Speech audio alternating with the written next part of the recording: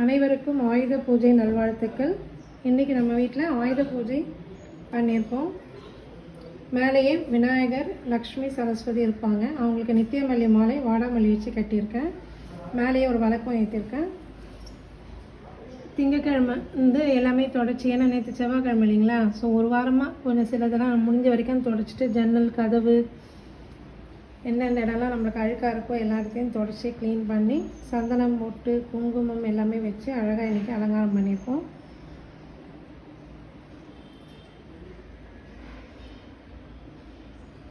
இன்றைக்கி நம்ம சிம்பிளாக ஒரு நெய்வேத்தியம் வச்சாலே நம்மளுக்கு போதும். நான் எப்போவுமே வடை பாயசம்லாம் பண்ணுவேன். இந்த தடவை சிம்பிளாக தான் பண்ணியிருக்கேன். பொரி, அவல், நாட்டு சர்க்கரை, ஸ்வீட்ஸ் இருந்தது வச்சுருக்கேன். சுண்டல் மட்டும் பண்ணியிருக்கேன். கடலைப்பருப்பு சுண்டல் தான் செய்வோம். இந்த வீட்டு மாடி தோட்டத்தில் வளர்ந்த வாழையில் பண்ணியாச்சு.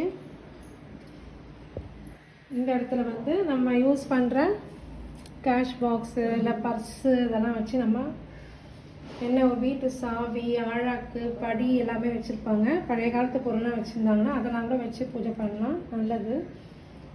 யூஸ் பண்ணுற அருவாமனை, மத்து, கத்தி, இடிக்கிற கல் எல்லாமே சுற்றி நம்ம என்னெல்லாம் யூஸ் பண்ணுறோமோ எல்லா ஆயுதமும், புக்ஸு, பசங்க உபயோகப்படுத்துகிற பொருளுங்க, அதே மாதிரி நம்ம ஹோம் அப்ளைன்ஸ்லாம் வச்சுருப்போங்களா, ஃப்ரிட்ஜு, மிக்சி, கேஸ் ஸ்டவ்வு எல்லாத்துக்குமே நம்ம சந்தனம் போட்டு குங்குமம் வச்சு நம்ம இன்றைக்கி பூஜை பண்ணுறது தான் நம்ம ஆயுத பூஜையாக நம்ம காலந்தோறும் பண்ணிகிட்ருக்கோம்.